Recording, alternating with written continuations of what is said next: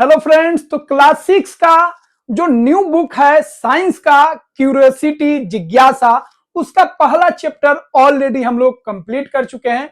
अब हम लोग सेकेंड जो चैप्टर है क्लास 6 साइंस का जिज्ञासा बुक का, वह है आपका सजीव जगत में विविधता।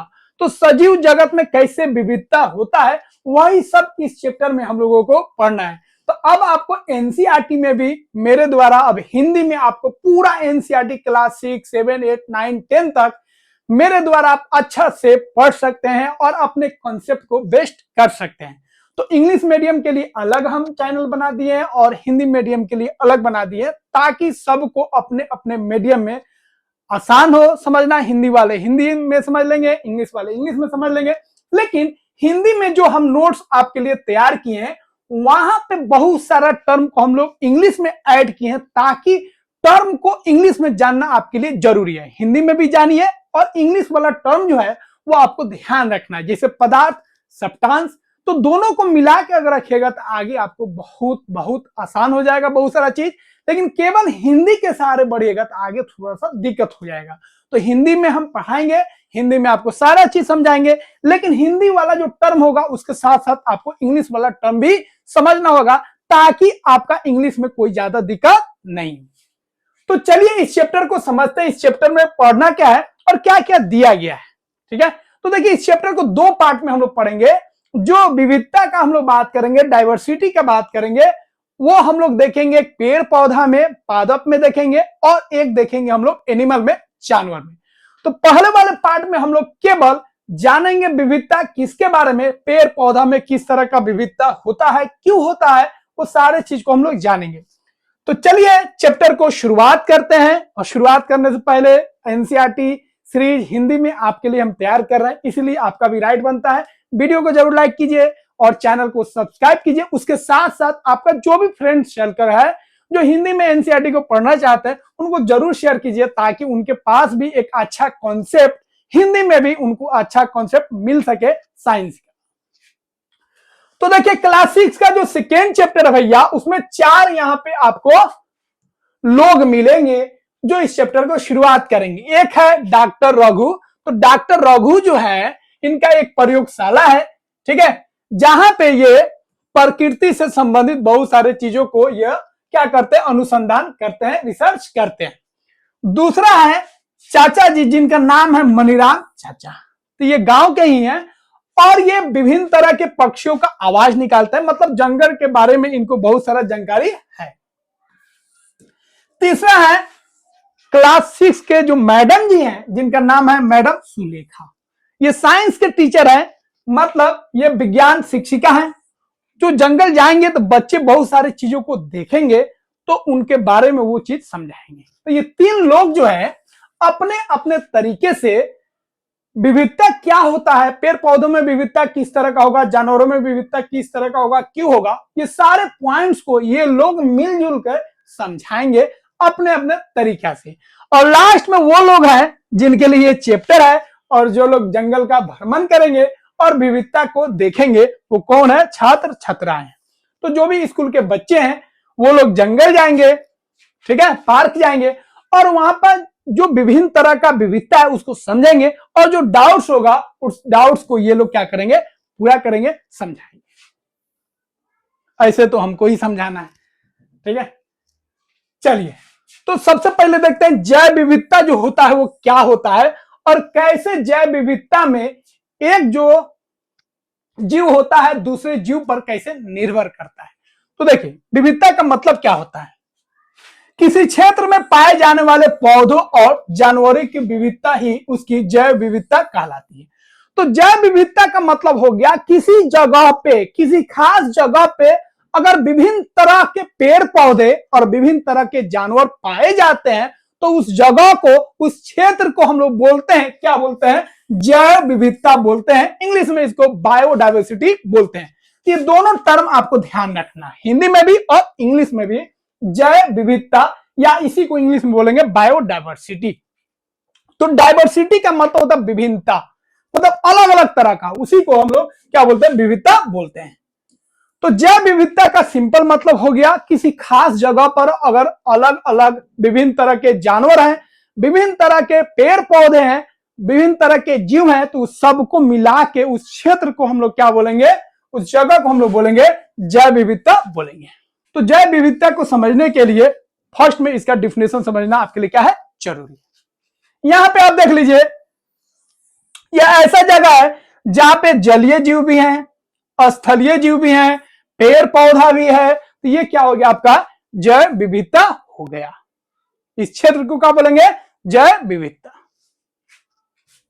जैव मतलब याद रखिएगा जीवित, और विविधता मतलब हो गया अंतर, विभिन्नता। अब इसमें रोल क्या होता है, जैव विविधता का अगर हम बात करेंगे, बायोडायवर्सिटी का बात करेंगे, तो हर एक ऑर्गेनिज्म का अपना एक रोल होता है और सब एक दूसरे पे क्या होता है, डिपेंड होते हैं। मतलब अपने आप से उसको मतलब नहीं है, उसको दूसरे से मतलब है, दूसरा को तीसरा से मतलब है, सब एक दूसरे से किसी न किसी तरह डायरेक्ट या इनडायरेक्ट एक दूसरे से जुड़े रहते हैं। मतलब एक अगर खत्म होगा तो दूसरे पर इफेक्ट पड़ेगा। तो यहां पे पहला पॉइंट याद रखेगा, हर सदस्य जो होता है जैव विविधता का, पौधा हो या जानवर हो, सबकी अपना एक यूनिक भूमिका होता है, अद्वितीय भूमिका होता है। दूसरा पॉइंट ध्यान रखना है, पेड़ पौधे जो होते हैं पक्षियों और जानवरों को भोजन और आश्रय प्रदान करते हैं। पेड़ पौधों का काम क्या है, पक्षी जो है, जानवर जो है, उसको घर देता है। दूसरा जो है, यह ऑक्सीजन दे रहा है जो हम लोग लेते हैं, और जंगल में जो भी जानवर होते हैं वो भी ऑक्सीजन लेते हैं। जानवर जो होते हैं फल खाने के बाद क्या करते हैं, बीज को एक जगह से दूसरी जगह फैलाते हैं, जिसकी वजह से एक पौधा जो होता है एक जगह से दूसरी जगह भी उग जाता है। तो इस तरह से हर एक सदस्य का जैव विविधता में कुछ न कुछ रोल होता है।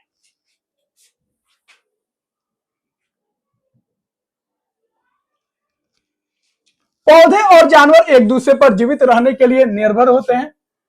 ठीक है, केवल पौधा जीवित नहीं रह पाएगा और केवल जानवर जीवित नहीं रह पाएंगे। जब दोनों होंगे तभी क्या होंगे, जीवित रहेंगे, क्योंकि दोनों एक दूसरे पर क्या होता है, निर्भर होते हैं। और यही प्रकृति को क्या करता है, संतुलित रखता है। अब हम लोग जंगल चले गए। जो बच्चे हैं जंगल जाते हैं और बहुत सारी चीजों को वो ऑब्जर्व करते हैं, देखते हैं, समझते हैं।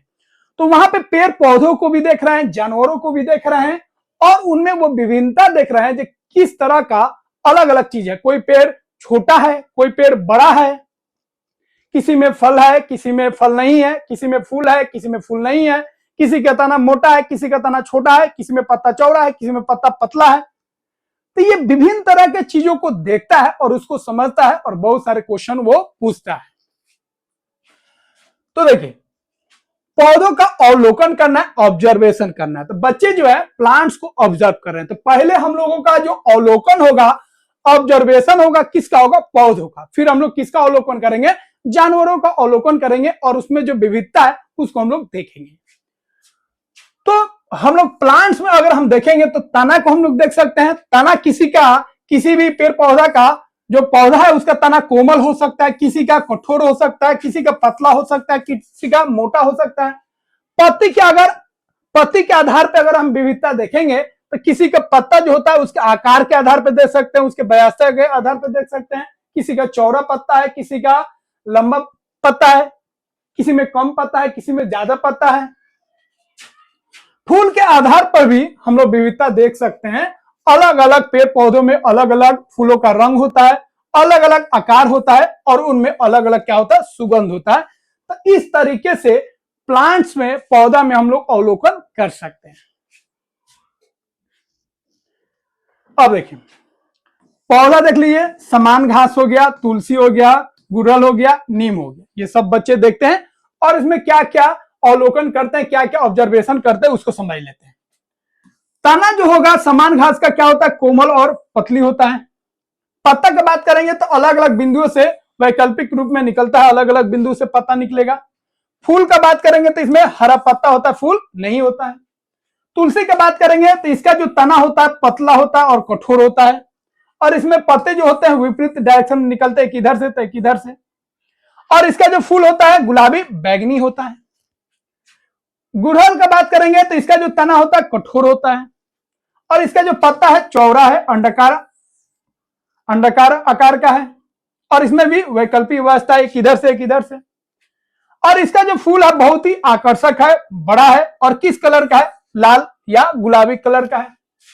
नीम का बात करेंगे तो नीम का जो तना है, बच्चे देख रहे हैं जो कठोर है, मोटा है, और इसमें बहुत सारे पत्ती है, एक ही जगह से बहुत सारा पत्ता निकल रहा है।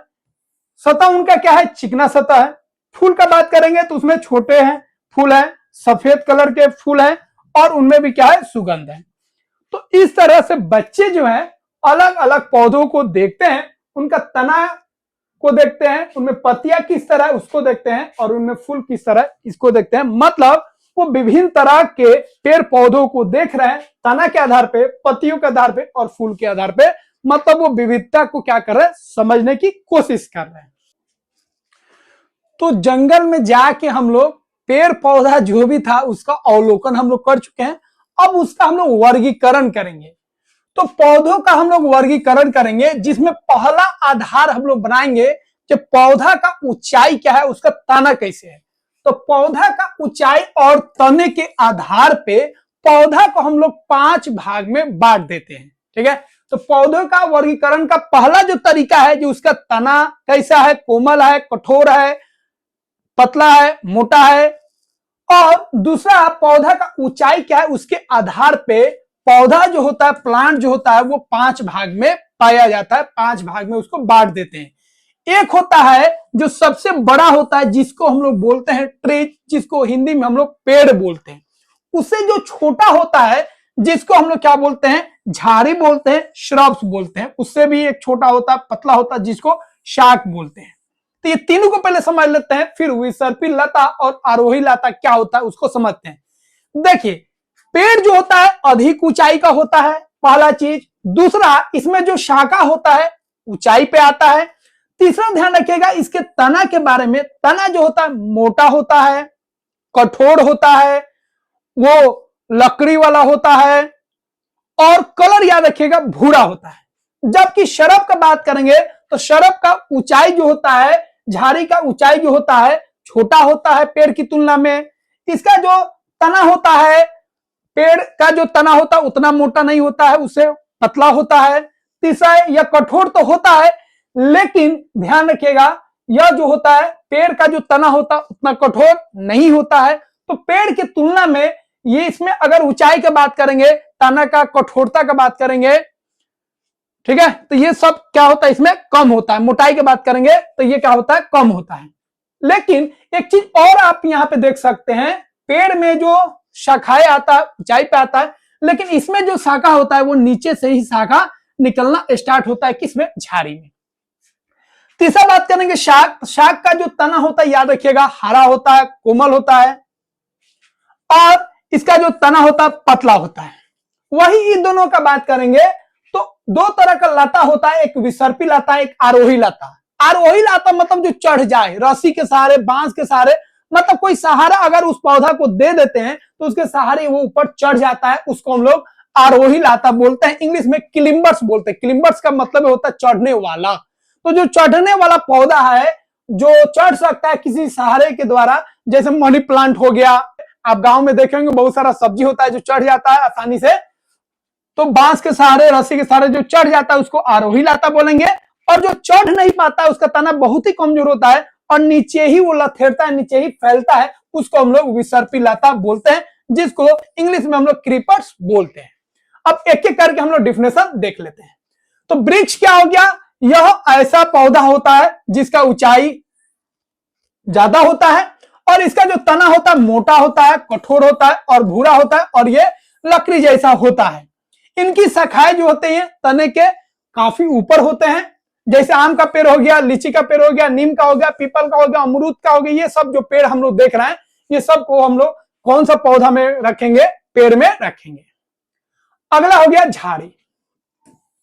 तो ये पौधे जो होते हैं मध्यम ऊंचाई के होते हैं, पेड़ की तुलना में इनका ऊंचाई कम होता है। इनका जो तना होता है पतला होता है, लेकिन कठोर होता है, मुलायम नहीं होता है, और इसका जो शाखा होता है वो तने के निचले वाले भाग से ही निकलते हैं। उदाहरण जैसे गुलाब हो गया, हिबिस्कस हो गया जिसको गुड़हल बोलते हैं, बोगनविलिया हो गया, तो बहुत सारा जो पौधा हमारे आसपास है वो किसके रूप में होता है, झाड़ी के रूप में होता है। ठीक है, तो जैसे जंगल झाड़ी हम लोग बोलते हैं, तो जंगल में भी बहुत सारा झाड़ी होता है, हमारे आसपास भी बहुत सारा झाड़ी है। फूल में भी अधिकतर फूलों को आप देखिएगा जो झुंड में निकलते हैं, नीचे से तना से झुंड में निकलते हैं, उसी को हम लोग क्या बोलते हैं, झाड़ी बोलते हैं। अगला है शाक। शाक क्या होता है, यह जो होता है याद रखिएगा, यह कम ऊंचाई का होता है, शरब से भी छोटा होता है, और इसका जो तना होता है पतला होता है, हरा होता है, ध्यान रखिएगा हरा होता है, मतलब तना जो होगा पतला तो होगा लेकिन हरा भी होगा और कोमल भी होगा। जैसे धनिया का हो गया, टमाटर का हो गया, पालक का हो गया, ये सब जो होते हैं क्या होते हैं, शाक होते हैं। ये सब ऐसे पौधे होते हैं जिनका तना पतला होता है और हरा होता है और कोमल होता है। वही आपको आरोही लाता बता दिए हैं, ऐसा पौधा जिनका तना बहुत कमजोर होता है, मुलायम होता है, लेकिन ये किसी सहारे के द्वारा ऊपर चढ़ पाते हैं, तो ऐसे पौधों को हम लोग आरोही लाता बोलते हैं। एक दूसरा लाता होता है जिसका जो तना होता है बहुत कमजोर होता है, इसका तना, जिसके वजह से ये किसी सहारे के द्वारा भी या ऊपर नहीं चढ़ पाता है, ये जमीन पे ही रेंग के आगे बढ़ता है, जमीन पे ही फैल जाता है। तो ऐसे पौधों को हम लोग क्या बोलते हैं, विसर्पी लता क्रीपर्स बोलते हैं। जैसे तरबूज हो गया, तरबूज जमीन पर ही फैलता है, कद्दू हो गया तो कद्दू जमीन पर भी फैलता है, लेकिन इसको भी अगर सहारा दे दिया जाए तो बांस उसका, तो वहां पे भी ये चढ़ जाता है। ककड़ी हो गया, ये जमीन पर फैलता है। तो पेड़ का ऊंचाई मतलब पौधा का ऊंचाई और पौधा का जो तना है उसके आधार पर जो पौधा होता है 5 भाग में हम लोग उसको बांट चुके हैं। अब हम लोग बात करेंगे पत्ता का जो सिरा होता है उसके आधार पर जो पौधा होता है उसको 2 भाग में बांट देते हैं। तो पत्ता का सिरा क्या होता है उसको समझ लीजिए। तो पत्ता में ये जो लाइन आप देख रहे हैं, ये मोटा लाइन जो आप देख रहे हैं और इसे पतला पतला जो लाइन देख रहे हैं, इसी को सिरा बोलते हैं, जिसको अपने भाषा में नस बोलते हैं। जिस तरह हम लोगों के शरीर में नस होता है जो एक जगह से दूसरी जगह रक्त को, ब्लड को पहुंचाता है, जिसके माध्यम से बहुत सारा मटेरियल जाता है, उसी तरह पौधा में भी बहुत सारा नस होता है जो जल को और बहुत सारे इंपोर्टेंट चीज को एक जगह से दूसरी जगह ले जाता है। तो पत्ती की सतह पर दिखाई देने वाली रेखाएं जो पोषक तत्व और जल का परिवहन करती हैं, उन्हें हम लोग क्या बोलते हैं, शिराएं बोलते हैं। क्या बोलते हैं, शिराएं, या इसी को अपने भाषा में नस हम लोग बोलते हैं। तो जिस तरह हम लोग में नस होता है उसी तरह पत्ता में भी, पेड़ पौधा में भी नस होता है। अब ये जो नस होगा उसका जो डिजाइन है, ये जो शिरा है उसका जो डिजाइन होगा उसको हम लोग बोलते हैं शिरा विन्यास। क्या बोलते हैं, शिरा विन्यास। तो शिरा विन्यास का मतलब हो गया यह जो आप पत्ता पर यह जो आप शिरा देखे उसका डिजाइन क्या है, उसका पैटर्न क्या है। तो शिरा का जो डिजाइन होगा, जो विन्यास होगा, उसी को हम लोग बोलेंगे शिरा विन्यास। अब ये शिरा विन्यास अलग अलग पत्तों में अलग अलग डिजाइन को शो करेगा। जैसे इस पत्ता में देखिए, इस पत्ता में आप डिजाइन देखिएगा शिरा का, तो कुछ ऐसे जाल टाइप का होगा, इसमें भी जाल टाइप का होगा, लेकिन इस पत्ता में अगर आप देखिएगा शिरा का विन्यास, शिरा का डिजाइन तो कुछ ऐसे होगा, एक दूसरे के क्या समांतर होगा। तो यहाँ पे जाल टाइप का बनाया है, लेकिन यहाँ पे आप देखिएगा तो एक दूसरे के क्या होता है, समांतर होता है। तो पत्तों में जो शिरा का व्यवस्था होता है, पैटर्न होता है, उसी को हम लोग शिरा विन्यास बोलते हैं। तो शिरा का जो विन्यास होगा, शिरा का जो डिजाइन होगा, उसी को हम लोग शिरा विन्यास बोलते हैं। तो शिरा विन्यास के आधार पे जो पौधा होता है उसमें 2 तरह का शिरा विन्यास होता है। एक होता है जालिका रूपी शिरा विन्यास। तो शिरा विन्यास 2 तरह का हो सकता है, एक हो सकता है जालिका रूपी, दूसरा हो सकता है समांतर। तो देखिए, जब शिरा विन्यास क्या होगा, एक जाल की तरह होगा, ऐसे शिरा निकला होगा, नस निकला होगा, इससे पतला पतला भी नस निकला होगा, फिर इधर नस निकला होगा, मतलब एक जाल की तरह आपको जब शिरा का विन्यास दिखे तो ऐसे शिरा विन्यास को हम लोग जालिका रूपी शिरा विन्यास बोलते हैं। लेकिन अगर शिरा जो है, शिरा का विन्यास जो है एक दूसरे के समांतर हो जाए, यहां पे देखिए सभी शिरा एक दूसरे के समांतर हो गए हैं, तो ऐसे शिरा विन्यास को हम लोग समांतर शिरा विन्यास बोलते हैं। यहां पे भी आप देख सकते हैं, यहां पे जो शिरा है सभी एक दूसरे के समांतर है, तो इस केस में भी यहां का जो शिरा विन्यास है उसको हम लोग बोलेंगे समांतर शिरा विन्यास। तो जब जाली टाइप का, जाल टाइप का जब शिरा विन्यास होगा तो जालिका रूपी शिरा विन्यास बोलेंगे, लेकिन जब शिरा एक दूसरे के समांतर होगा तो उसको हम लोग समांतर शिरा विन्यास बोलते हैं। तो याद रखिएगा जब पत्ता चौड़ा होगा, पत्ता जब चौड़ा होगा तो हम लोग बोलेंगे उसका जो विन्यास होगा जालिका रूपी होगा। लेकिन पत्ता जब लंबा होगा, जैसे आपको बता दिए मक्का का हो गया, गेहूं का हो गया, धान का हो गया, केला का हो गया, ये सब का पत्ता लंबा होता है। जब बांस का हो गया, ये सब का पत्ता लंबा होता है, घास का पत्ता लंबा होता है। पत्ता लंबा होगा तो उसका सिरा विन्यास कैसा होगा? समांतर होगा। लेकिन पत्ता चौड़ा होगा, गोल होगा, तो उस पत्ता में जो सिरा विन्यास होगा वो जालिका रूपी सिरा विन्यास होगा। तो जालिका रूपी सिरा विन्यास क्लियर हो गया। जब पत्ती की सिराएं आपस में मिलकर जाल जैसा पैटर्न बनाती है तो उसे जालिका रूपी सिरा विन्यास कहते हैं। जैसे गुड़हल हो गया, सदाबहार, चना, इस सब का पत्ता चौड़ा होता है और इस सब में कैसा विन्यास दिखेगा? जालिका रूपी सिरा विन्यास दिखेगा। लेकिन कुछ ऐसे पत्ते होते हैं पौधों का जब पत्ती की सभी सिराएं समांतर सिरा विन्यास क्या होता है तो बता चुके हैं। जब पत्ती की सभी सिराएं एक दूसरे के समांतर सीधी चलती हैं तो उस समांतर सिरा विन्यास कहते हैं। ठीक है, जैसे केला हो गया, घास हो गया, गेहूं हो गया, मक्का हो गया, धान हो गया, ये सब का पत्ता लंबा होता है और लंबा पत्ता होगा तो उसमें सिरा विन्यास कैसा होगा? समांतर सिरा विन्यास होगा। अब हम लोग सिरा विन्यास के आधार पे पौधों का दो भाग हम लोग बना दिए। अब हम लोग जड़ के आधार पे पौधों को दो भाग में बांटेंगे। अब देखिए जड़ जो होता है दो तरह का होता है। इस जड़ को आप ध्यान से देखिए तो यहां पे एक मोटा जड़ है जो नीचे की तरफ जा रहा है, लेकिन यहां पे आप जड़ को देखिए, सभी जड़ जो है रेशा की तरह है और एक समान है। तो जब जड़ एक समान होगा सभी जड़ और रेशा की तरह होगा तो ऐसे जड़ को हम लोग रेशेदार जड़ बोलते हैं। क्या बोलते हैं? रेशेदार जड़। तो रेशेदार जड़ या इसी को झकरा जड़ भी बोला जाता है, जहां पे सभी जड़ एक ही जैसा होता है, रेशेदार होता है और पतला होता है, इसमें कोई मुख्य जड़ नहीं होता है। लेकिन ऐसा पौधा जिसका एक मुख्य जड़ होता है और उससे पतले पतले जड़ निकलते हैं, वैसे जड़ को हम लोग मूसला जड़ बोलते हैं। क्या बोलते हैं? मूसला जड़ बोलते हैं। तो यहां पे आप देख लीजिए पौधा ये जो है आपका सरसों में देखिए एक मेन जड़ गया है तो इसको हम लोग मूसला जड़ बोलेंगे। क्या बोलेंगे? मूसला जड़। लेकिन यहां पे आप देख सकते हैं यह जो है आपका घास में देखिए रेशा की तरह जड़ निकला है तो इसको रेशेदार जड़ बोलेंगे। तो रेशा की तरह जड़ होगा तो रेशेदार जड़, अगर मुख्य जड़ होगा तो उसको हम लोग मूसला जड़ बोलते हैं।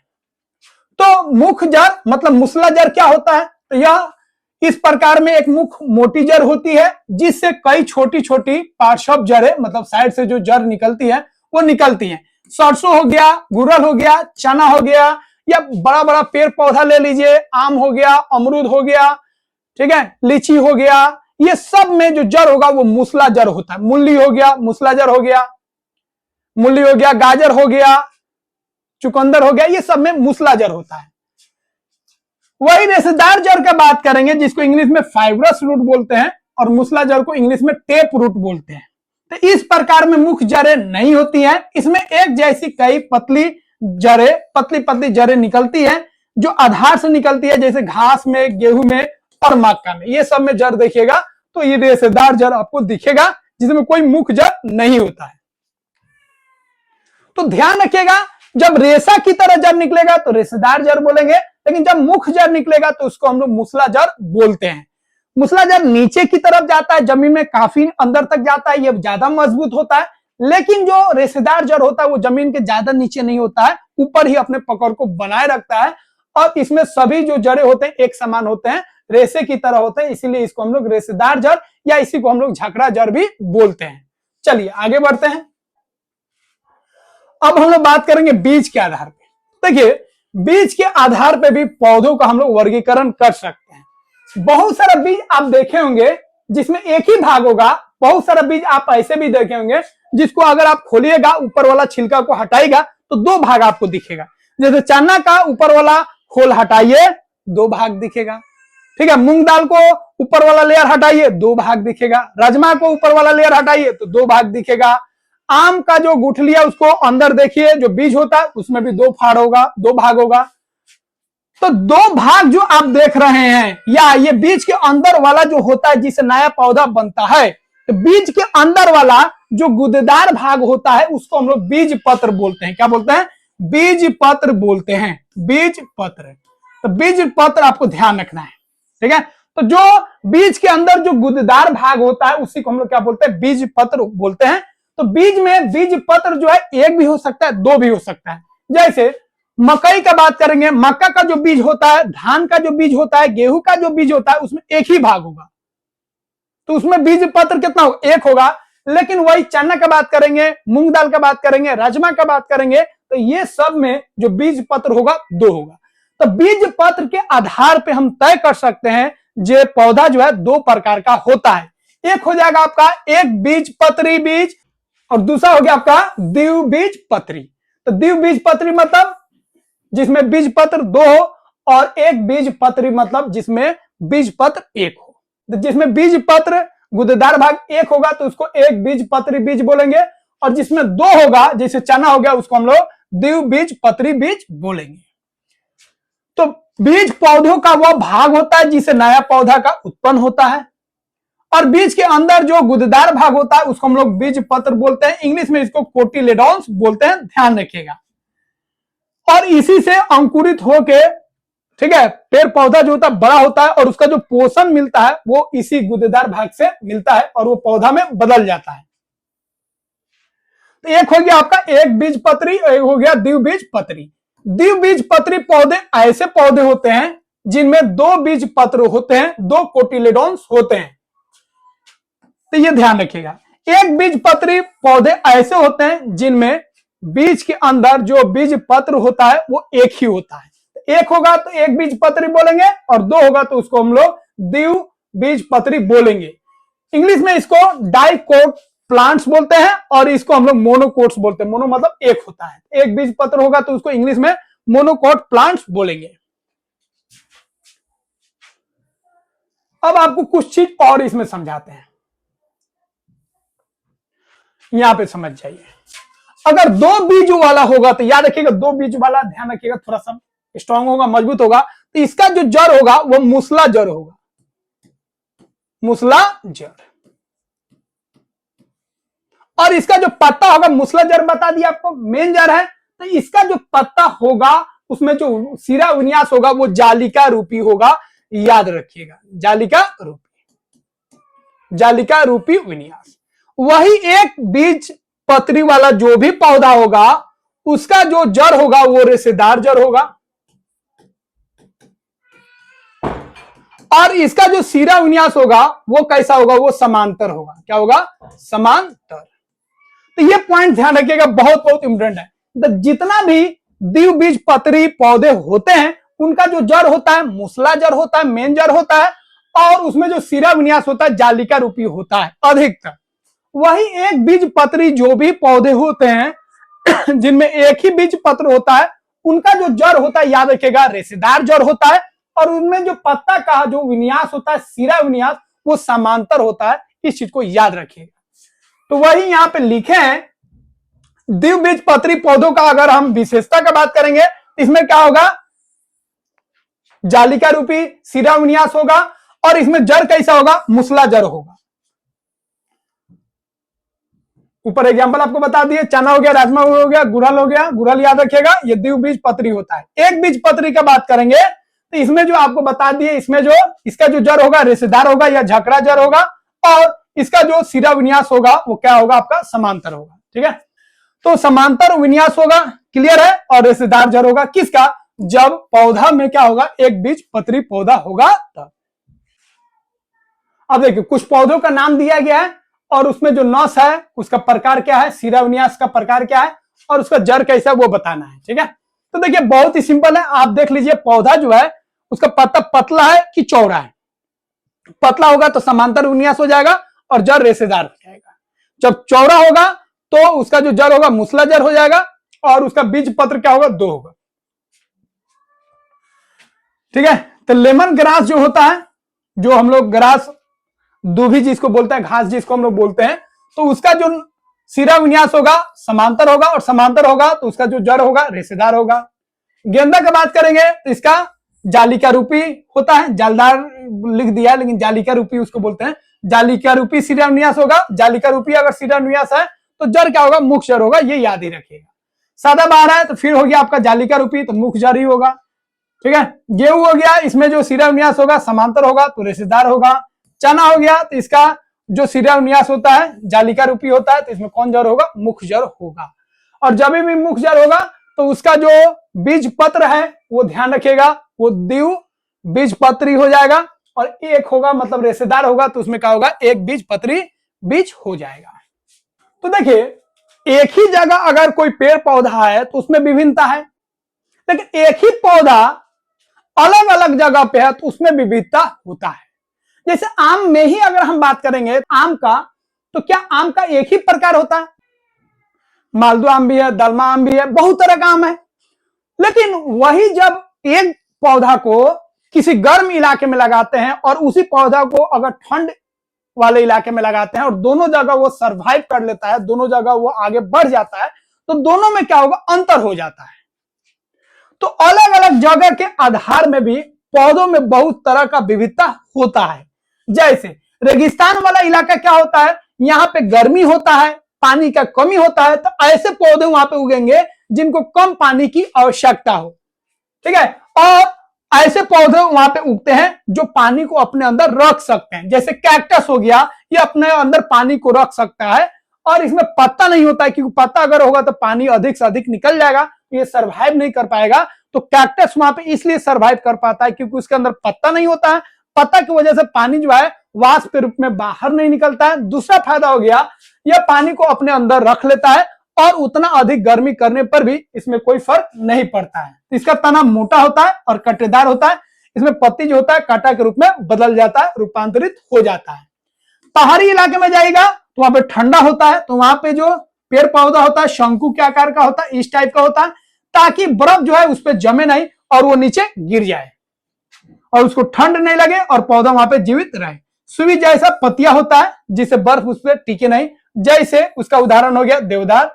जल में बात करेंगे तो जल में भी बहुत तरह के पेड़ पौधे होते हैं, और ऊपरी सतह पे देखेगा तो कमल हो गया, जलकुंभी हो गया, ये सब पाए जाते हैं।